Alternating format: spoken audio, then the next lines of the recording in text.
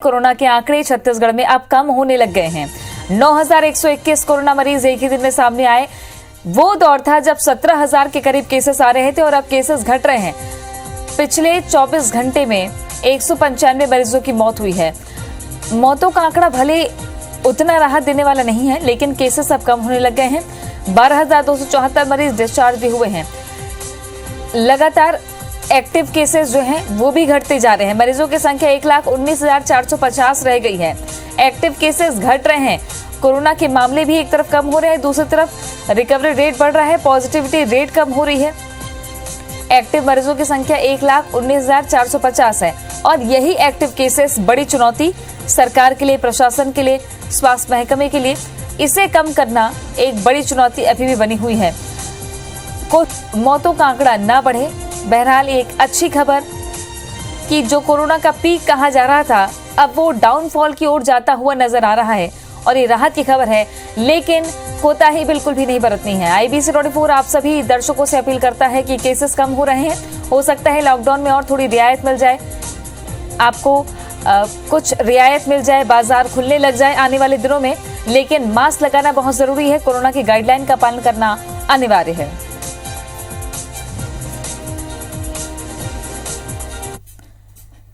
इस बीच APL और frontline workers का टीकाकरण बंद हो गया है।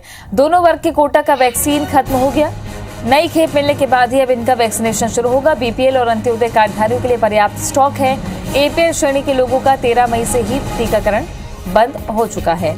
तो टीके की अब कमी इसलिए कि 5 लाख डोज वैक्सीन की आई थी, जिसमें 4 लाख से ज्यादा लोगों को लग चुकी, और अब जो 1 लाख के करीब वैक्सीन बची है उसको BPL और अंत्योदय के लिए रखा गया है। जो उनके कोटे की वैक्सीन थी, 33% जो रिजर्व रखना था, उसके हिसाब से वैक्सीन बची हुई है।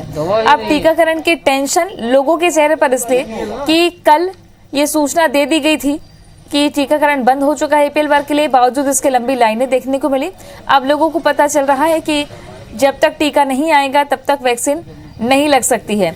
APL और फ्रंटलाइन वर्कर्स का टीकाकरण फिलहाल बंद हो चुका है।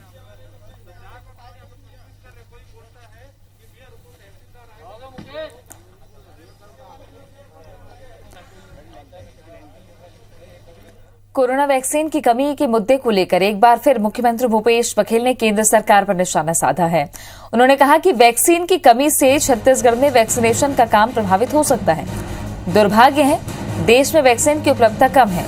CM भूपेश बघेल ने कहा कि 1 से 9 मई तक छत्तीसगढ़ को 5 लाख वैक्सीन मिली है। अब कब वैक्सीन मिलेगी कोई नहीं बता रहा, न ही वैक्सीन कंपनियां और न ही भारत सरकार। CM ने यह भी कहा कि वैक्सीन की खेप केंद्र सरकार के आदेश पर पहुंच रही है। CM भूपेश बघेल ने कहा कि केंद्र सरकार 1 मई से बिना वैक्सीन इंतजाम के टीकाकरण अभियान चला रही है। राज्य सरकारों ने इसकी तैयारी भी पूरी कर ली है, लेकिन टीका ही नहीं मिल रहा है। CM ने कहा कि केंद्र सरकार को फ्री में वैक्सीन देना चाहिए। वहीं केंद्र को तीसरी लहर से निपटने योजना बनाने की जरूरत है।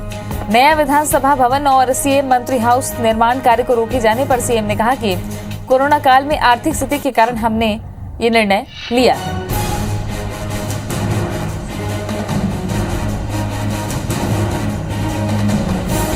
सभी राज्य अपने अपनी भूमिका का निर्वहन कर रहे हैं, लेकिन केंद्र सरकार जिस प्रकार से फ्रंटलाइन और हेल्थ वर्कर को फ्री में वैक्सीन दिए थे, उसी प्रकार देश के आम नागरिकों के लिए भी ये फैसला होना था। लेकिन दुर्भाग्य ये है कि वैक्सीन की उपलब्धता न्यून है और ऐसी स्थिति में सभी नागरिकों को वैक्सीन मिल पाए, ये दूर की कौड़ी नज़र आ रही है।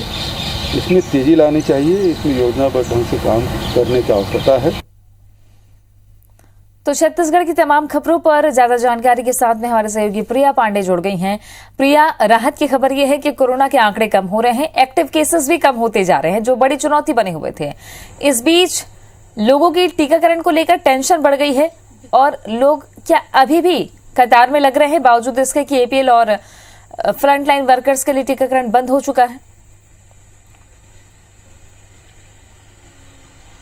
बिल्कुल लगातार जब से 18+ वैक्सीनेशन की जो प्रक्रिया वो शुरू हुई थी, रोजाना हम देख रहे थे कि सैकड़ों हजारों की संख्या में लोग वैक्सीनेशन सेंटर के बाहर पहुंच रहे थे, लंबी लाइनों में अपनी बारी का इंतजार कर रहे थे और उनमें सबसे ज्यादा संख्या APL कार्डधारियों की थी। लेकिन अब 13 मई से APL कार्डधारियों के लिए जो वैक्सीन थी वो खत्म हो चुकी है। इसके साथ ही साथ अब फ्रंट लाइन वर्कर जो थे उनकी भी वैक्सीन खत्म हो चुकी है। केवल अंत्योदय और BPL कार्डधारियों के लिए वैक्सीन बची हुई है। और ये लाइनें बता रही थी कि लोग कितने जागरूक हैं, कितने उत्साहित हैं वैक्सीनेशन को लेकर, क्योंकि संक्रमण का ये दौर है और संक्रमण में फिलहाल बचाव केवल और केवल वैक्सीनेशन ही है। राज्य सरकार हो, केंद्र सरकार हो, WHO सभी इसी बात पर जोर दे रहे थे कि जिन लोगों की बारी आ रही है, जिन लोगों का नंबर आ रहा है, वो वैक्सीन लगवाएं और वैक्सीनेशन को बढ़ावा दें। लगातार वैक्सीनेशन की संख्या बढ़ेगी तो हम देखेंगे कि संक्रमण के केसेस जो हैं वो कम होंगे, संक्रमण की रफ्तार धीमी पड़ेगी, लोगों की इम्यूनिटी पावर बढ़ेगी। तो ये तमाम बातें थी और इसको ही देखते हुए 18+ का वैक्सीनेशन शुरू किया गया था। लेकिन जब से वैक्सीनेशन शुरू हुआ था तब से एक बड़ी चुनौती ये रही थी कि वैक्सीन की कमी ये न केवल छत्तीसगढ़ बल्कि पूरे देश में हम देख रहे हैं कि वैक्सीन की कमी की जो समस्या है वो बनी हुई है।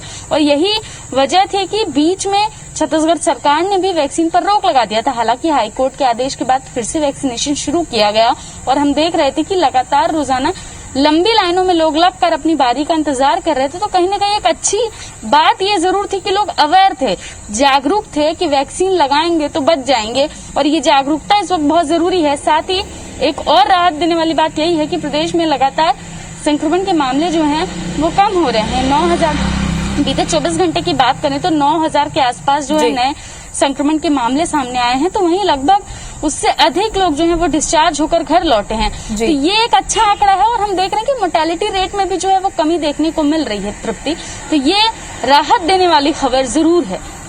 शुक्रिया आपका प्रिया जानकारी के लिए।